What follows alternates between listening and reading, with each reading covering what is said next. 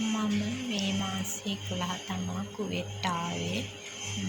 මං ආවේ මාතා විදේශ සේවා ආයතනය මගින්.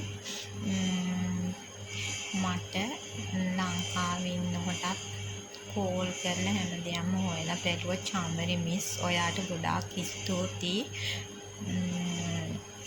මට මේ කුවේට් ඇවිල්ලා හොඳ ගයක් හම්බුණා. මං ඉන්නේ ගෙදර මැඩනුයි සර්ුයි පුතයි තමා ඉන්නේ.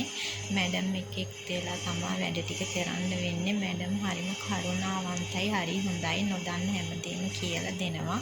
එකතු වෙලා ඕන වැඩක් කරන්න එනවා මගෙත් එක්කලා. මට මේ විදියට සතුටින් වැඩ කරගෙන යන්න පුළුවන් වෙලා තියෙන්නේ මාතා ඒජන්සිය නිසා. චාමරි මිස් ඔයාටත් දිනේෂ් ඔයාටත් ගොඩාක් ස්තුතියි මට කරපු උදව්වට.